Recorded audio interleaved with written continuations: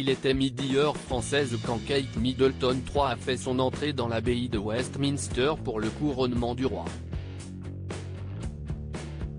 Charles III était vêtu d'un manteau de couleur bordeaux avec une longue traîne portée par 4 pages dont son petit-fils.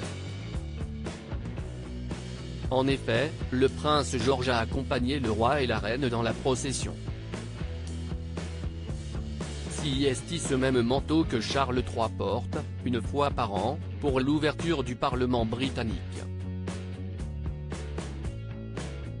Son épouse, la reine Camilla, avait fait le choix d'une robe et d'un manteau de couleur écrue.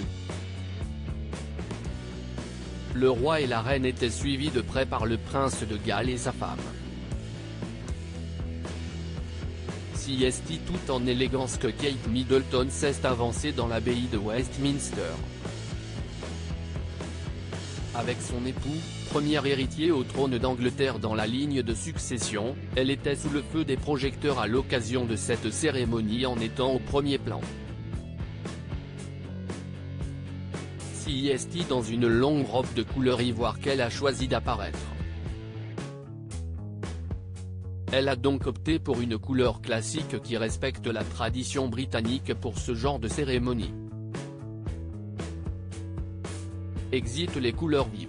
Pour apporter un peu de contraste, la mère de George, Charlotte et Louis portaient une cape bleu roi. Cette couleur fait référence à sa bague de fiançailles qu'elle a héritée de Lady Di.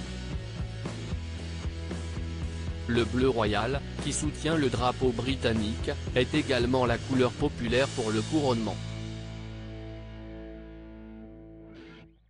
Une coiffure sur fond de fleurs sauvages. Concernant la coiffure de Kate Middleton, depuis plusieurs jours, la question était de savoir si la jeune femme allait porter une couronne ou une tiare. Kate Middleton a finalement renoncé à arborer une tiare conventionnelle pour assister au sacre du roi. Avec ses cheveux noués en chignon, la princesse de Galles a choisi de porter un diadème avec des fleurs en diamant.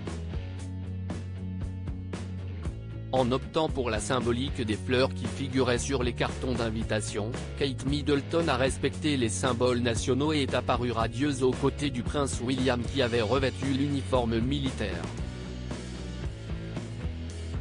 À propos de l'auteur Idil Gunay, curieuse de tout et empathique, je m'intéresse aussi bien à la vie des anonymes qu'à l'actu des stars.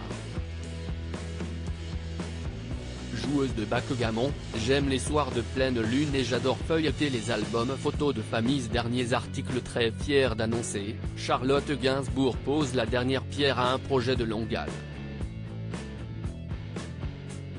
Douleur profonde et dépression, qu'arrive-t-il réellement à Stromae? Coolio, les causes de la mort du rappeur enfin révélées.